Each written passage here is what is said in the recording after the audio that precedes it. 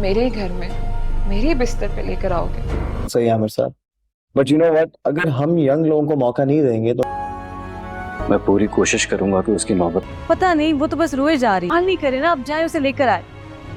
Drama seal नकाब के आने वाले एपिसोड में आप देखेंगे कि ईमान को तो जेल हो जाने के बाद ताया, अबू और राहत बहुत ही खुशी का इजहार कर रहे होंगे एक दूसरे के साथ कि बहुत ही अच्छा हुआ उसके साथ। तो ज़ारा आएगी और आकर उसे कहेगी कि ये तुमने बिल्कुल भी ठीक नहीं किया आहत, तुमने उससे बदला लेने के लिए उसे एक ऐसे जुर्म में मुब्तला कर दिया है जो कि उसने किया ही नहीं।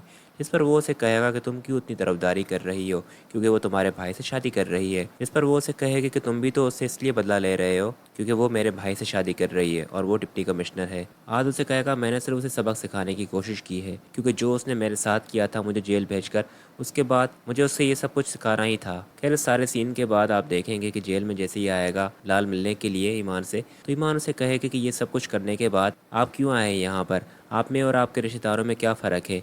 वो सामने वार करते हैं और आपने पीठ पीछे किया। अगर आपको यही सब कुछ करना था मेरे साथ तो आपने ये शादी का और मोहब्बत का ढोंग क्यों किया। वो उसे कहेगा कि मैंने कोई ढोंग वगैरह नहीं किया, तुम जानती हो कि मैंने तुम्हें मना भी किया था ये सब कुछ करने से, तुमने मुझे इस मामले को हैंडल नहीं करने दिया और ये सब कुछ करना कमिश्नर का ऑर्डर था और तुम जानती हो कि ऑर्डर्स को फॉलो करना हमारी जिम्मेदारी है। ईमान उसे कहेगा कि ये सब में आप ये भूल गए कि जो इल्ज़ाम लगा है वो बेबुनियाद है और ये इल्ज़ाम मेरे ऊपर लगा है।